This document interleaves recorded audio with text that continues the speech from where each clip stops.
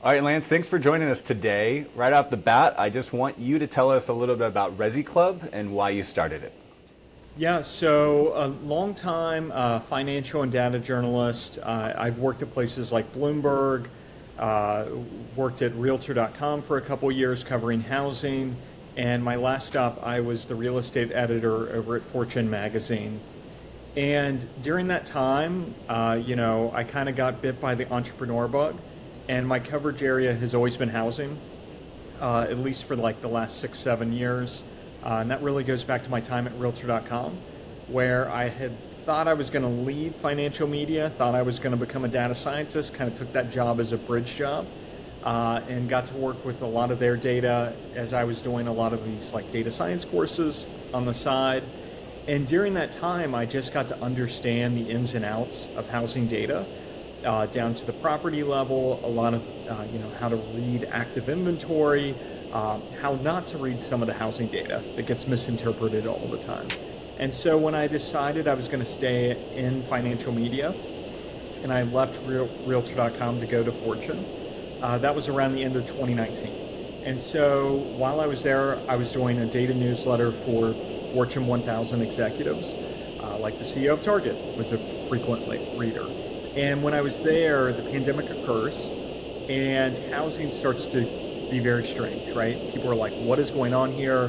The data starts to show that the market's starting to shift into overheating, which is kind of wild because we were in a period of a big spike in unemployment, lockdowns, all of that. And so there was a real hunger for better coverage of housing. So I started spending more of my time writing about housing just because I was interested in it. People were hungry for it. And over those next few years, as we go through the pandemic housing boom, the subsequent mortgage rate shock, I just built up a big readership for it. And like I had said earlier, I had already gotten bit by the entrepreneur bug. And so by the end of 2023, I decided to leave Fortune to start ResiClub, go on my own. And so ResiClub is a news and research outlet that focuses on the U.S. housing market. So we're trying to look at what is going on across the country, county, metro, zip code, to figure out the different variations, whether it's regional, if it's by different product type, resale existing, and to explain that to a group that's across the housing sector. Our audience isn't just home builders, isn't just the loan officers, isn't just real estate agents, isn't just single family landlords, property managers. It's everyone. It's across the whole housing sector, including into build to rent, SFR, institutional crowd, capital markets, banks, insurance companies read us as well. And so just trying to really have great coverage of not just what's happening in the buying and selling dynamics across the country, but also explaining different trends and connecting the dots, whether it's the home building side, existing home sales, mortgage, refi, just kind of connecting all the dots, and then also covering insurance as well. And so that's what I've been doing. Started back in October 2023, and it's just been a race, and I'm loving every bit of it and trying to just continue to make my coverage better and stronger every day. Yeah, I found you early on. I think I told you I have no clue, but I'm assuming somebody shared something and I was intrigued. And I was intrigued enough that I actually signed up for a newsletter, which I rarely do. Lance, to be honest with you, you're one of the very few newsletters that I still receive. And the things that I really enjoyed is how graphical you're making this giant data set. So you boil it down into graphics, which is obviously very easy for somebody like me to absorb. But then you also give analysis, but the analysis is very high level. And like you said, you have this large audience, and I'm kind of reverse engineering why it's so widely applicable. It's because somebody like me who's looking at it from a rental trend market, I'm able to extrapolate what I need because the analysis is just it's valuable, but it's just basically here's what we're seeing, here are the facts. You kind of make your own decision. Is there kind of a philosophy you have about that, or is that just something that's happening naturally? How would you kind of describe the way that you present the data? Yeah, so I start at it from a point of view that I think that people are very busy. They have like TikTok brains now, ADHD brains, right? Everybody's on media everywhere, getting pulled into very different directions, and they're very busy people. And especially the people that are interested in housing insights, they're running businesses. There's a lot of entrepreneurs in this space. They don't have a lot of time. And so my philosophy is I need to boil things down to be very digestible, right? One thing that I spend a lot of time on that might sound silly to a lot of other people who work in media is my headlines. My headlines for charts in particular, because I want the person who's going to consume that chart to be able to read that headline and quickly just take in that insight, right? And so everything that I do, I try to make it very digestible. There are things that are kind of like high level, right, that might not always make sense to people, but I'm constantly trying to refine those to be digestible. And then I also try to create a little bit of like self-learning as well. So if people want to like figure out more of like what's going on in this market, I try to make as many of my charts and maps interactive as possible. So if people want to like spend time and navigate through their market, I try to make it very simple to where they could open up my interactive and kind of go through some self-exploration of their market. Excellent. And we're going to share for the listeners, we're going to share some of those headlines he has and get Lance's insight on the current market. And we're also going to talk about how you can use some of that in your own business. But I do want to just get a sense, because when you talk about it, it's so simple. You say, oh, I make my charts interactive. But I know this is a lot of data, and it's taking a lot of work to make it simple. So I wanted to ask about that, just at a high level. You probably take it for granted, but how much data is your team looking at every week, and what are these data sources? Just kind of give us a high level view so that people understand where this market data is coming from. Yeah, so a lot of the data that we access can be accessed publicly. Some of it from Zillow, some of it from realtor.com, some of it from the census. You have a number of different sources that we pull in from Bureau of Labor Statistics. We have some regional different data sources that we pull in. But what we're doing is we're constantly getting more and more data and then finding out better ways to analyze that data. And then we create metrics for that data. So maybe it's, adjusting for population size for different markets, right? Maybe it's creating different indices to kind of help to better understand market dynamics in those places. But so we have a lot of data. Some of this has just taken me years and years to learn and understand the data, and we're constantly moving to more data sources. And I don't know how much you want to get into the weeds, but the way that I do it, and I hired a data editor, a data journalist at Fortune magazine who used to work for me to come work at ResiClub. And what we do is we kind of like divvy up data sources. And my view is that every time you take on a new data source, somebody on my team needs to be an expert in that data. And so we split it up, and if I need questions on X, Y, and Z data, I go to her and I'm like, hey, we have to be on our toes, and we have to know that we're going to get a lot of questions. So we have to understand the ins and outs of the data. So it's a slow process, and I'm slowly taking on more and more data. But in terms of the charts, one thing that I do is I have around 1,600 different charts, and a good number of them I will update quarterly, monthly, yearly, semi-annually with new data. And so all I do then is I put in the new data, and the chart's already ready to go. And so it's slowly a compounding effect where we're constantly trying to take on more data, analyze it, understand it, and be able to explain that very quickly to people. So there is a lot of work that goes in on the back end on that side. Yeah, I'm guessing it does when I look at these. So that's why I wanted you to be able to talk about that a little bit, because the finished product is unbelievably digestible and easy to look at. So that's great. So you saw that I posted on LinkedIn, and I asked some of our contacts what they wanted to ask. One person had a question about data, which I think is really useful to the listeners of this show. Do you track real estate investor activities separately from like owner-occupied home sales, or is it just overall the data is the property changed hands and that's really all you're reporting on? Yeah, so I do a lot of investor analysis as well. There is some public data that anybody can look at, like the Redfin. If you go to Redfin, you could download some of their data and look at it by like Metro.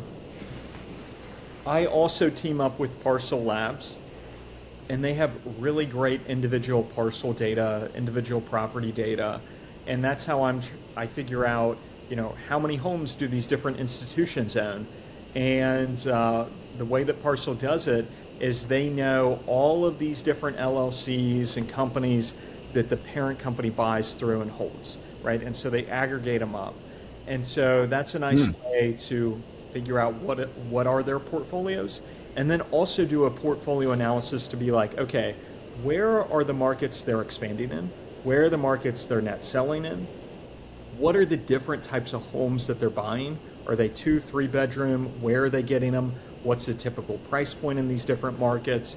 And so then I can kind of start to understand the different trends for capital deployment on the institutional space.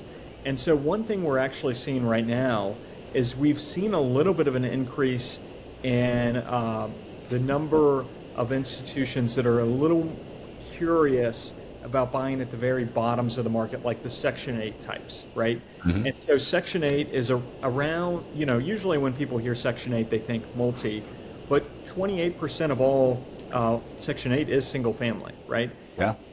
And at the very bottom of the market, you haven't seen as many of the institutions playing, whether it's AMH, Invitation Homes, they've kind of stayed a bit above that. You do have Vinebrook that has kind of bought at that level, but the largest institutional homeowner in America, Progress, their parent company, the private equity firm that owns them, they announced last month that they are starting an institutional fund to buy Section 8. They want to get 2,000 homes there. So that's kind of that's what I try to do in that data, is try to figure out what are the different trends and, where are these different institutions deploying capital. Now, of course, the institutional level, while it gets a lot of the headlines, it's actually the smaller player in the market, right? The biggest player are these mom and pops who own under 10 homes, right? They're a ginormous behemoth in residential real estate, and there's somebody that I'm trying to cover more, write about more, and also bring them into my ResiClub audience just because they are so massive, right? And they're also a harder group to reach because they're not always necessarily focused on real estate, in terms of like communities. Some of them, this is kind of like their 401k. They're kind of doing it individually. They're kind of like disconnected, and they're kind of hard to find. They're all over the place, right? They could be anybody. I think you probably saw Jen's comment. Shout out to Jen Rulin. I'll have the editors put up the post. That's really what she was lobbying for, is so much of the data. I hear this all the time, Lance, and I'm sure this is this is one of those things that's easy to say, hard to solve. But this industry knows that the data that we see on investments and rentals are largely coming from the large players, and we know that that's a segment of the market. And so I can imagine how hard it is, as every real estate investor I know says, I don't know how they're reporting on whether rents are up or down, because I've never got a phone call from anybody about what my rents are, and so the only people, when people are running that data is, is the rental market softening, is it strengthening, what are vacancies looking like, what are days on market. So much of that is just coming from the largest players, which is a smaller part of the market. So any comment on that, or is that on your radar? Is that just impossible to pull off? The rental market is hard to track, a lot of different aspects of it. I focus more on the purchasing market. That's kind of where more of like my expertise has been for a long time. And It is easier to quantify, right? Like, here's how many active homes are for sale. Most states, home sales are public record, although there are those, non-disclosure states that drive everybody crazy. And so there is some truth to that, right? Where the rental data, and another thing with the rental data is when you look at it from the various different sources, you often get different stories, right? It shows different things, right? Whereas the purchasing market, whether you go to Zillow, Realtor.com, whoever, usually it's telling a fairly consistent story. And so I think there is some problems with some of the rental data that's out there. Absolutely. And that sounds like a problem for ResiClub to try to solve. I wanted to put that on your plate as an opportunity that my market would be willing to help in any way, and probably be hungry for whatever that product is if you can pull it off. I'll put it on the to-do list. Great. Well, it's fantastic. I wanted to talk about that, and we're going to talk a little bit more about the products you have and how people can use them. But since I have you, I obviously follow you, and there's some headlines coming up, and I know you've got data. So I want to transition into kind of talking about what you're seeing right now, where your brain's at, what people are talking about. You mentioned before you have a couple charts that you update quarterly or you go back to all the time. Having followed you for over a year now, the inventory across the U.S., right, and breaking it down by market is something you're constantly reporting on, and you do have this kind of benchmark pegged around pre-pandemic. What were things like in 17, 18, 19, which I don't want to put words in your mouth, but I think a lot of people consider a healthy market in the U.S. versus, and so we're kind of always benchmarking against that. So my purview from just reading the headlines is that inventory across the U.S. Is rising, but that it still seems down from 2019. Do you want to just kind of elaborate on what you're seeing at the most macro level across the U.S. on inventory levels? That's right. And so what we're seeing in the U.S. is we've seen inventory on a nationally aggregated basis on an upward trajectory. And if you zoom out, a lot of that upward trajectory has been since the lows of 2022, really March 2022. And while it hasn't grown upward in a straight line, the market did start to tighten a little bit in 2023 in a lot of places. It has been on an upswing. And nationally, we're still down 20% from pre-pandemic levels. Of the 200 largest markets, you do have 58 now that are at or above 2019 active inventory levels. But then on the other side, you still have 42 of those 200 largest markets that are down more than 50% from pre-pandemic levels. And when you're down 50%, that means for every 2 homes that were for sale in 2019, there's just 1 now. So you still have pockets of the country that are fairly tight, while you have others that have loosened up a lot. But I think the big picture is, while you hear a lot of headlines about housing and whatever's going on in the news cycle, the biggest thing is to zoom all the way back to 2020. And I think if you zoom back there and you tell the story as the way I'm going to tell it, things start to make sense. And so what happened in the U.S. housing market in 2020 during the pandemic period and coming out of that lockdowns is that the housing market went into a boom mode. Housing began to overheat because there was so much housing demand. The Federal Reserve estimates that to match the increase in housing demand that happened during the pandemic, and that this was happening because of work from home. This was happening because also people who weren't doing work from home, like the people fleeing New York, San Francisco, Los Angeles, to go to Austin, to Boise, to buy more housing than they would have in those cities, called work from home arbitrage, where they kept their higher incomes and bought in those markets. Even the people who stayed in the New Yorks, the San Franciscos, they still had increased demand for space. There was a lot of roommates who, were working from home, and they were used to seeing their roommate 3 hours a day. Now they're seeing them 12, 15, and they're like, I hate your guts. And so it created an increase in household formations as people wanted more space, people wanted more offices. And so there was an increase in 1 million more households were formed than otherwise would have been formed. So work from home, increase in demand for space, the ultra low mortgage rates that made everything cash flow almost, right? Mm-hmm. And then as prices ripped, as all the stimulus came in, as rents ripped, it just created also more demand as people chased it, right? So the Federal Reserve estimates that to match that increase in housing demand, home construction housing starts would have needed to increase 300%. So for every 1 home being built, we would need 4 being built.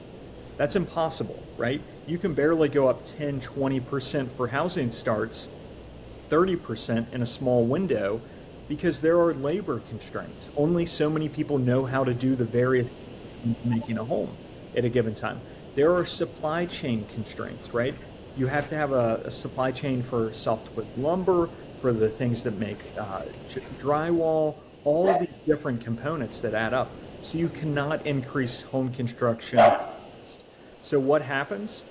Well, home prices are, there's all this demand out there that cannot transact into the housing market. And so it just piles on the market and it overheats the market. And so the people who do get to transact are those that pay the highest dollar amount. And so what occurred essentially is that we pulled a lot of demand that would have been like, let's say 2023 demand, 24, maybe even 25 demand, and we pulled it into that pandemic window and it overheated the market.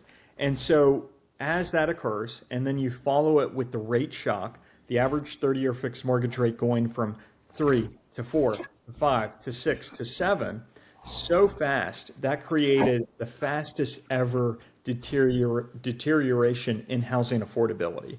Now, housing affordability today, when taking into account prices, incomes, and rates, it's not worse than 1981 when you had 18% mortgage rates, but it's also not that far away when you add in property taxes and insurance.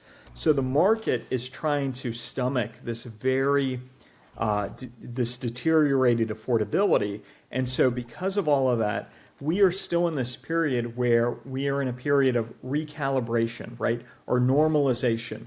And in some markets, normalization might, seem very, it might be a very soft thing, right? Mm-hmm. And then in other markets, like some of these pockets of Southwest Florida, some of these pockets of Texas, Austin, San Antonio, it might be actual correction, right? And prices coming down. And so I think big picture, that's how I see this market, is one where we went through this very big overheating and this huge pull ahead in housing demand, and to a market where we're trying to stomach that. And so that's why active inventory is rising. It's these affordability dynamics. Now, the longer that this goes on and the more time that incomes have to rise, and let's say we did actually get mortgage rates down a little bit, and let's also say maybe that price growth decelerates more, or some of these markets give up a little bit more in prices. If you get a little bit of help from any one of those levers or a combination of the levers, you can get affordability to a slightly better place that starts to create a healthier market, starts to create a market that feels a little bit normalized, and also a market where you start to get a little bit more resale churn. And while prices nationally haven't really given up that much, if at all, on a nationally aggregated basis, you have seen the resale existing homes sales fall very sharply, right? That occurred in the second half of 2022, and we've really stayed at that place for almost 3 years now, where we haven't gotten much growth in existing home sales. And if you look at it at a whole number, we are at the lowest level of existing home sales since 1995. But we also have 70 million more people, almost 80 million more people in the US than 1995. We have more than 30 million more households than 1995. So if you adjust it for population, we are at almost 40-year lows for existing home sale turnover. But over time, the longer that we are in this period and, incomes can kind of catch up, maybe we get a little bit off of rates, maybe prices in some of these markets fall, you can start to get affordability to a slightly better place, and that could also begin to bring back some turnover. And turnover will also increase as lifestyle events add up. So my view with the rate shock induced lock-in is that it is the strongest right out of the gate. Because right out of the gate, 2022, when rates shot up from 3 to 4 to 5 to 6 to 7%, that's when people whose monthly payment was, let's say, $1,500, and if they were going to buy something else would have been $3,000, that's when they're like, I'm not doing this, right? This makes no sense. I'm waiting for rates to come down, right? But that same household, as lifestyle events might occur, let's say they live in a 2-bedroom house and now they have 2, 3 kids, the wife's starting to get unhappy, that starts to increase those psychological switching costs where that family might be like, you know what, going from $1,500 to, let's say, $2,500 monthly payment. Yeah, that might suck, but they might need to do it to kind of keep the wife happy. Or also during that period, maybe their income also increased, right? And so they're no longer giving up the same percentage of their discretionary income as they would have before. And so all of those factors over time should begin to increase existing home sales a bit and increase a little bit of turnover. And I think for investors, the reason that that matters is that, it could create some churn in some of the parts of, the market and create some listings that they would have liked to have seen that they aren't at the moment, right? Because even though active inventory has increased, and even though a number of markets have gotten at to or above 2019 levels, around a quarter of markets, even in those places, there's still not a lot of churn in terms of the new listings coming in. It's kind of like a lot of the stale stuff that's kind of stacked up. And so I think over time, as those switching costs begin to ease, you should begin to get a little bit more turnover in the market. And sorry if I went on a long-winded tangent. I just kind of want to zoom out because you hear so many headlines and people's attention's always pulled in different directions. I think it's really important to kind of like zoom out and see what that big picture has been for the past few years. Because housing moves really slow. Yeah, I think the big picture is important here because, people are chomping at the bit to jump on little trends, and you can't look at those little data movements without the context. So the good news is, Lance, is you've probably answered 4 questions I had in that answer, and that was great. So first of all, I'd say the numbers you used there, I'm in South Florida. I was just like, we need to double or triple those numbers. You know what I mean? Going from like a 2-bedroom to a 3-bedroom is not 1,500 to 2,500 in this market. It's going to be double that. And so that just shows you, how different it is across the country and how unaffordable some markets can seemingly be to somebody. And so I love this. There's this guy that I follow, Jason Hartman. I'm not sure if you're familiar with him, but he's very much in real estate. And I went to one of his events, and the most amazing thing I heard at that whole event was the worst person to value a market are locals, because they always remember what it used to cost. So it always takes an outside investor to kind of come into a new market to be like, hey, this is crazy. These 2 bedrooms are way underpriced, because the local's always going to remember what it would cost 5 years ago, 2 years ago. And I thought that was like such a sage thing. Which is where I think that this data is very important for investors and for people advising investors. So if there's anything that I can say with certainty about the real estate market is everything we knew about real estate, that everything that we should have said, because of this, prices should go up or down, because of this, rates should go up or down, has turned out not to be true in the last 4 or 5 years. So if there's any argument that history does not repeat itself, in real estate, I think it's the last 4 or 5 years. And I look at it as anytime, we're in business, anytime you do a forecast in a spreadsheet, everything is built on the bedrock of assumptions, right? I assume this, I assume a conversion rate, I assume a default product rate. So what I'm taking away from this, Lance, and I want to, ask you a couple questions about this, is that it's just really important for us to get those assumptions right to make any bet. And so when you said you wanted to zoom out, you want to talk about the story, I think that's what we're talking about, because we've never had rates go from almost free, sub 3% to double or triple in a couple of months. We've never had the population grow. You were using, 70 million. I mean, when I think about the population from the 90s to today in percentage terms, that must be 40% growth? I don't know if I'm overselling that. It's a big amount, right? I remember always thinking... It's a chunk. Yeah, it's a huge chunk, right? And so the population, the household formation's growing. I do think, counter to all the conversations about immigration, about illegal versus legal, people are still moving to the U.S. Countries are still sending their college kids here. They're staying. We still have, the H-1B visas. They're still coming in. The millennial, more 30-somethings than ever are coming of age to buy a house and start a family over, the last 2 years and the next 3 years. I think I've seen the data. And so I think that I come back to what are those assumptions in the spreadsheet? And it's just different than we've ever seen before. So I want to ask you a couple of questions about that. Obviously, what's the assumption about like what changes based on the lock-in effect? These people that are sitting on their 2% mortgages, do they just decide to rent that if they have to move? Do they basically say, okay, at some point I just got to move on? What do you think that like how does that change the market? And I got a couple more to ask you after that one. Yeah, so there will be some accidental landlords from this, right?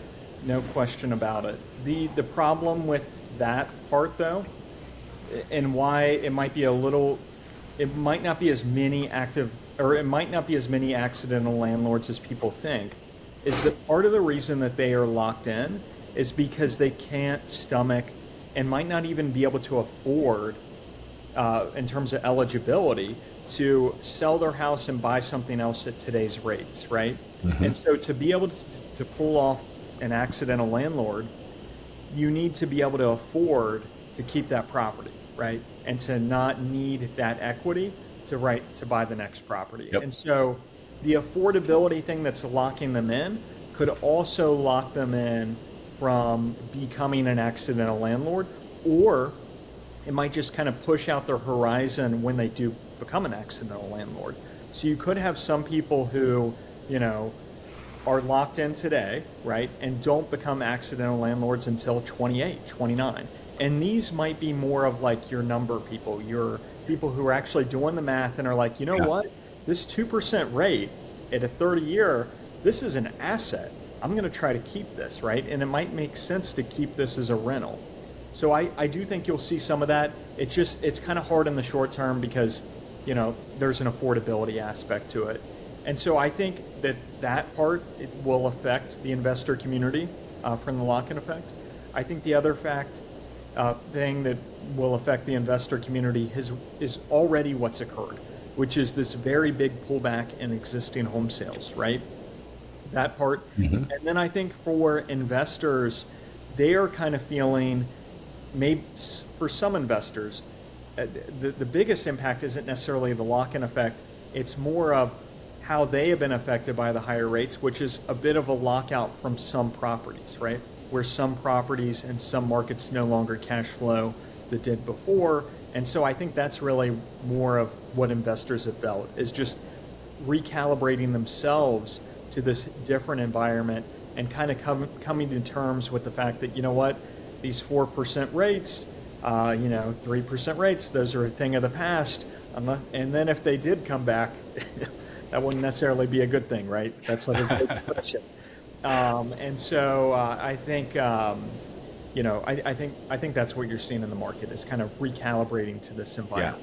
Yeah, that's what I say, recalibration. That's where I think it's also that kind of furthers my point in a different way of the old playbook may not be copy and pasteable to right now because we're still figuring some things out. And that's where I really like to focus on the fundamentals. So supply and demand, you mentioned it. I mean, that is the universal thing that's the hardest to argue with. So going to, the IMNs, and I went to a bunch of real estate things, and I've watched your data. I think you talked about this at your New York event. All of a sudden, all of that like pent up demand for new construction that got stalled during COVID started coming online. But I want to know what the data says, because this is anecdotal, Lance, but I have several friends that are developers and that are in tune with some of the larger developers. Doesn't seem like a whole lot of new stuff is starting. Like, what's your overall sense in the data in terms of new units coming online? Yeah, so what we've seen in the data is we've seen a little bit more resiliency from single family, where some of the rollover in housing starts, that was really starts that the builders couldn't even complete, right? Because they were so far behind during the pandemic.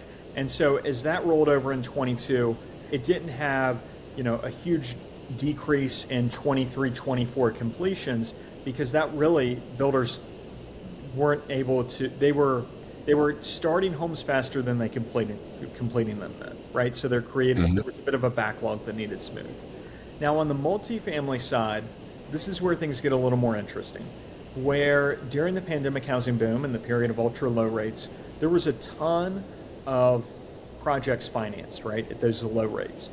That takes a lot longer to feed into the pipeline, right? And so we've since seen a very big rollover and the number of multifamily projects being financed, right? And it's just taken a while to get to the part where this will roll over for completions. So multifamily completions in 23 and 24 were very high. Actually, the highest since 1978, because it was all of those projects that were financed during ultra low rates, right? Mm-hmm. But at the same time, while completions in 23 and 24 for multifamily were soaring, starts for multifamily was falling very sharply. And so in 25 and 26, later this year and into next year, we're going to see more of a rollover for multifamily completions, and the amount of new product for multifamily that's coming into the market is going to go down. And so I think that should in itself create a little bit of a firming in the rental market, whereas all those completions from the multifamily side really loosened it up, right? Created a lot more softness in the market. And I think now that you're going to see less of those multifamily completions, that should help to tighten up the rental market. Now for single family, this is where things get a little more interesting. Is for single family construction, even though the affordability environment shifted very sharply, a lot of these home builders, in particular the Lennars and the D.R. Hortons, continued to push forward. And they made a decision to choose volume over margin. And so what they did is they did affordability adjustments, these bigger buy downs, maybe it's money back at close, whatever, to continue to move volume the past couple years. And so their number of net new orders have actually stayed, at all-time highs pretty much. And they've compressed their margin a bit. Now what's interesting is the past 6 months, we've kind of shifted there a bit, where the market and the purchasing side has softened more as active inventory has risen. And so builders are having a harder time moving that inventory. And so they're doing even bigger affordability adjustments. And Lennar's margin for this Q1 quarter that they just reported was their lowest gross margin in over a decade. And so now it's getting to a question of, are more of the builders reaching that point where, they've come down off the all-time highs for profits during the pandemic, and now some of them are starting to normalize back to pre-pandemic levels, but some of them are starting to even slip below that. And could we reach a point where they're like, you know what, we're not going to cut margin anymore, and we're done with the volume, and then the volume starts to decrease. So that's what I'm watching out for. Now on the smaller builders, you have seen more of them pull back. They get a little more skittish, especially in the shifted lending environment where some of them are having a little harder time accessing lending. But that also is creating some opportunity. Progress that I mentioned earlier, the private equity firm that owns them, not only are they raising more money to buy Section 8 housing, but they also are raising more money, I believe it was like $500 million plus, to do more financing for smaller builders, to kind of step in where some of those community banks have pulled back. So that's kind of interesting to see as well. But so in terms of my outlook there, I'm still kind of trying to figure out what's going to happen for the single family builders. You have seen margins pull back more of them might get to the level where they're no longer chasing volume as much. And you have seen the amount of completed, unsold, new single-family build inventory reach a 15-year high. Now, if you adjust it as a percentage of single-family starts, it's not quite as high as it might seem, but it is rising. And so as more slack gets into the market, more of the builders might become more conservative. So I'm still trying to figure out where single-family construction is going to head. But multifamily, that's rolling over. You are going to see fewer completions come into the market over the next 16, 18 months.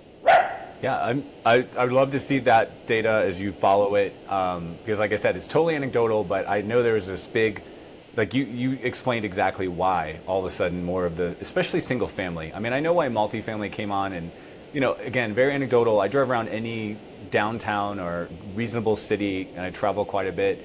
And there's skyscrapers going up, mid rises. There's cranes everywhere. But you drive around and you look for like a single family development. Of course, it's supply of the land. You go way outside of the city, and so they're just not doing that. And so I think like centrally located single family, like 4 walls in a backyard, is just like it's going to be a very sought after inventory, in my opinion. Go ahead. Can we pause real quick? I gotta. Yep. My one of my kids, their iPad or something's playing. No problem. There we go. Okay, I'm back. Yeah, you're good. No, I know we're going longer, but this is great. I'm like halfway through my questions, so I have to be good. But I mean, it's a great conversation. I really appreciate it. Good to keep going. Could we tee up with me showing some of the maps across the country real quick? Yep. All right, perfect. Ready?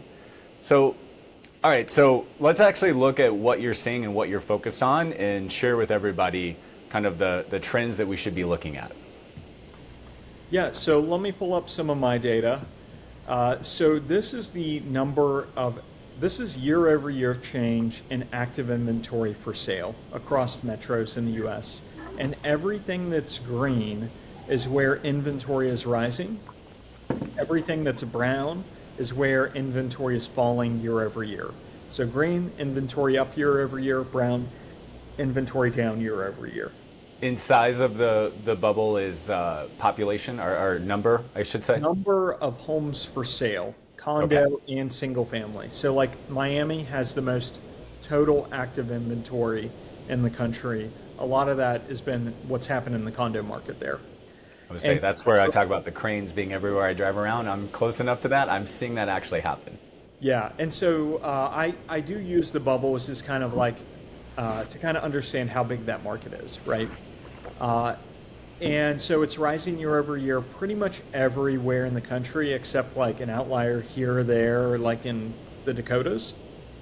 Now, if you look at it from comparing it to pre-pandemic levels, and of all the maps and charts I make, this is my absolute favorite one right now because it does a great job showing the supply-demand equilibrium across the country. And the markets that are green here, especially dark green, this is where buyers have gained, and investors who are buying as well, a lot more leverage in the market recently.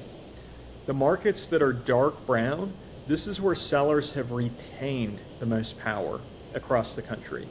And the reason that a lot of these Gulf markets and the Mountain West have seen inventory rise faster and back to or above pre-pandemic levels is that those markets got hit by a greater demand shock as the pandemic migration wave pulled back. And while those places are all still seeing rising population, people are still moving to Florida, people are still moving to Texas, people are still moving to Colorado, it's not like it was in 2021 and 22 and the end of 2020. And so as you have fewer people with bigger, deeper pockets moving into the market, those markets have had to rely a bit more on local incomes. And given the fact that those markets also ran up more for prices during the pandemic housing boom, it makes it a little more strained on the market as they rely on those local incomes. And so places like Austin got up 70% for prices during the pandemic housing boom. Then a lot of the people who were moving in from California stopped moving in. While you still saw some people moving in, there was fewer, and so you had to rely more on your local income base. And given that a lot of the local incomes couldn't necessarily support it, you saw active inventory begin to build. The other factor there is that in the Sun Belt, there's a lot more construction, multifamily, single family, and so builders, in order to move the product in this affordability shifted environment, some of them will do bigger rent concessions. And on the single family new build side, they'll do these bigger buy downs, they'll do the bigger incentives. So they're doing things that can kind of help to ease the affordability environment. And so that pulls some of the buyers who would have otherwise bought in the existing resale market, and it pulls them to new construction. I've talked to investors as well who only bought resale and existing before But now, given the affordability adjustments and some of these deals that they've gotten from the Lennars of the world, they've actually bought some new build properties. And so as that occurs and it pulls some more attention from resale existing to new build, it puts upward pressure on the inventory in the resale existing side. Now, why has the Northeast and Midwest stayed so tight? Well, those are places that don't have a lot of construction, right?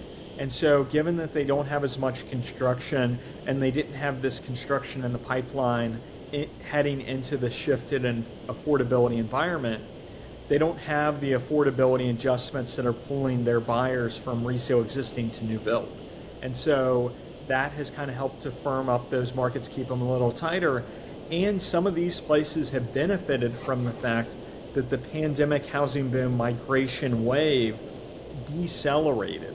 And so while there are still Americans moving out of Boston and New York and heading to Florida and New York and Texas, it's not as much as it was 2-3 years ago. And so that helps to also stabilize the demand environment in those markets. And so here's prices year over year. Nationally, we're still up 2% year over year. Most markets are up, but you will see the strong correlation between this pre-pandemic levels for inventory and the 1-year price change, where a lot of these markets in the Mountain West and the Gulf are flat or maybe down 1%, or the same places where inventory is at or above pre-pandemic levels. And then the markets where prices are up, 5, 6, 7% year over year still are the places where inventory is down 60, 70, 80% still from pre-pandemic levels. That's a great share. I'd love to bring you on a couple times a year if you'd be up for it and just review those graphics. I see why they're some of your favorite. It shares a lot. And data is what you're good at. Lance, if I can put you on the spot, I want to ask a couple questions about prognostication, about what you think will happen. So when we talk about new construction, you can stop sharing if you want, so we can see each other. When you talk about new construction, I would like to hear your thoughts on this, because a lot of people talk about replacement cost, right? You know that term, it's like, what is the home for sale versus what it would take to replace that?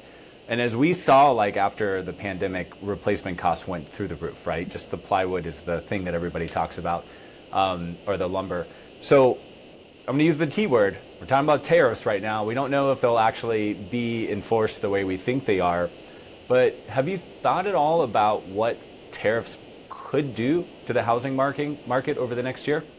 Yeah, so when it comes to the tariff shock and everything that's going on there, there's a few things I want to point out, which is that in the U.S. housing market, for multifamily and single family, 7.8%, let's just say 8%, let's even just call it 10%, but it's 7-something% of the materials that go into single family and multifamily construction are imported, come from other countries.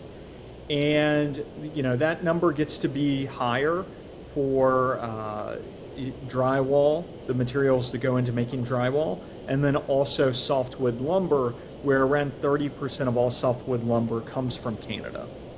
Now, right now, as the policies from the White House are stated, as of this chat, currently Mexico and Canada, as long as they apply or in compliant with the existing trade agreement, there isn't the additional tariff. Now, and so lumber doesn't have an additional tariff from the White House, but there is a long-standing review process that is automatic for lumber coming from Canada that goes through the review process. Last year, it jumped up to 15% duty on lumber. This year, it's about to jump up to 34%. So even if the White House does nothing to Canada, the tariff on lumber will increase, the duty will increase to 34%. So that is something to kind of keep a little bit of an eye out on. But at the same time, lumber, if you go look at the trading market, is only up like 2% year over year, and a lot of that is already priced in. Mm-hmm. I think the biggest concern is probably appliances. a lot higher percentage of appliances are imported, and a lot of them come from China. So that's where you get a little bit more risk. John Burns estimates that if all of the tariffs that the Trump administration is discussing were to go into effect, it could increase the construction on the typical new build single family by around 8,000 or 5%. But I think really the biggest thing here is, and by the way, that estimate, a lot of those tariffs that are in that calculation were actually pulled back this week. They were paused for 90 days. Now, I think the biggest concern here is for housing and construction and just everything is not necessarily the increase in inputs, the cost. It's actually just what happens to the overall economy. Because while we know of housing and construction as being this very important thing for the economy, we're around 5%. Residential construction is 5%, 1/20th of the US economy, and that is a very important percent. Usually if it contracts significantly, we're in a recession, right? Mm-hmm. Imports are now 14% of the economy. So imports are almost 3 times bigger piece of the economy than construction for single family and multifamily. And that percentage from 1960s to today went up from 5-6% to now 14% as we went through this rapid period of globalization in the 70s, 80s, 90s, and the aughts. And it really topped out in 2008, and since we've come down just a little bit from the peak. So what I'm really getting to there is imports are a really big piece of the US economy, and how the tariffs impact the overall economy might be the bigger concern and potential headwind than the actual inputs themselves, which only make up 7-8% for new construction. And so I don't really know how all that's going to play out. That really kind of goes above what I kind of get into and analyze. But I do think that that's where I'm the most concerned is just, imports are really a big piece of the economy. Yeah. How does that play out on the macro side? And then the other factor here is we don't even know what tariffs will actually go into effect, how that will play out long term. What are these negotiations going to look like? I think right now the word that I would use is uncertainty. And as a market participant, you are always going to have uncertainty. Sometimes it's higher, sometimes it's lower. I think it's fair to say with all this tariff stuff, the uncertainty is much higher at the moment. And so I think that's where we are, is additional uncertainty in the market. Agreed. I like how you actually hit the other side, the supply. It's not just the costs that would go up, but maybe the demand may go down if the economy takes a hit. People may not be bidding as much money on these homes, and that's something to consider, which is a totally different side. All right, so bold prediction for generations, long before you and I were here, Lance. In the U.S., if you look back, you basically could not lose money in U.S. housing if you held a home for 10 years or more. And often that was probably like 5 years during most of our lifetimes. Do you think that's a fundamental that will stay true over the next 10 years? I think in this market, given where affordability has gotten, there's obviously some downside risk, right? There has been the past couple years. A lot of that hasn't manifested like the industry kind of thought it might, right? It has been a little more resilient than people expected. But I think with that elevated just potential of downside risk, I think it makes some of these shorter term investments a little riskier, right? And that's been the case the past few years. But I think if you have a longer horizon, right, long-term horizon, that's where that downside risk really gets decreased, right? The longer the horizon you have, just given the history of the asset class, it reduces potential risk. I do believe that if you go back through history, and I've done it myself too, and you even look at the regional side, the longer you hold, especially 5-10 years, you've really made it hard on yourself to lose money in a lot of these markets over history. Yeah, what is the cliche? Time heals all deals. I think that's still going to be the case. So obviously we want your data so we're making better short-term decisions. But I think at the end of the day, sometimes like you said, it's a market of uncertainty, there's risk. one of the easiest things to remind yourself of is if you zoom out long enough and you're not, gambling with money, or you don't have investors that you owe returns to, it's still an amazing asset class. But let's talk about ResiClub. Lance, I really appreciate your time. Like I said, I've become a huge fan.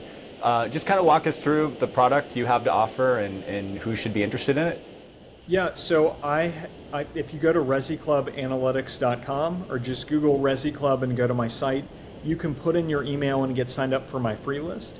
My free list, they get a few articles a week, they get a good number of my charts, they get some of my maps, and kind of a little bit of my reporting. And then I have a premium product that's an annual subscription called ResiClub Pro. They get 3 additional housing reports per week.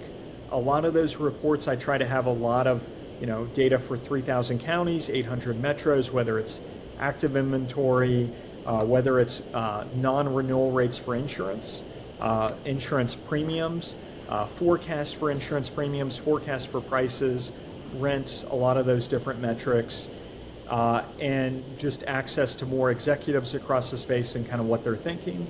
My premium members also get access to my webinars. I do a monthly one where I get on and talk about where the housing market is. I also have a series of webinars I'm going to do for my pro members that are teaching things. So teaching how people could make charts and maps if they want to, create their own content. I have another one that's going to be on how to build your own local housing market newsletter. So if you want to take my content and be able to create a market newsletter that could create even leads for you, whether you're a home builder, you're a single family investor, a real estate agent that you're trying to get eyeballs in your local market to kind of create potential deals. I think there's a way to use my content, my pro members, to kind of really simply build a really high level local housing market newsletter, given that I have so much local reporting. People could screenshot it, grab their local market that's interactive. And then my pro members can also use any of my charts, maps in their own content and get access to my spreadsheets, my housing trackers for inventory and prices.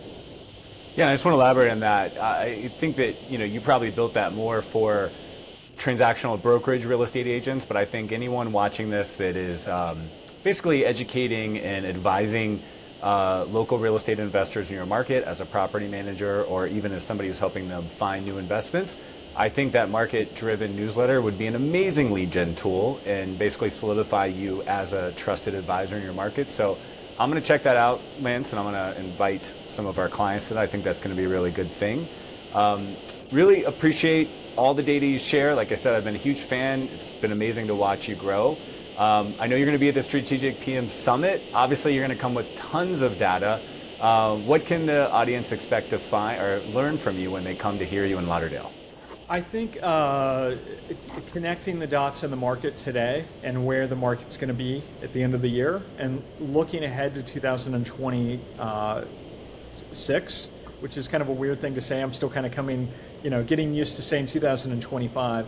And then the other thing is just how to better read housing data in general in a very simple way. And so I think if I can kind of help people to identify some up and coming trends, can help them to better understand the market today, where it might be headed into 26, and then how to better read housing data, I think I would have done a good job. Lance Lambert, follow him on LinkedIn, follow him on X, check out ResiClub Analytics, sign up for the newsletter. I do, like I said, it's my inbox space is sacred, but I let you in every couple days, and it's always amazing. I appreciate you, Lance. Thanks, Jeremy.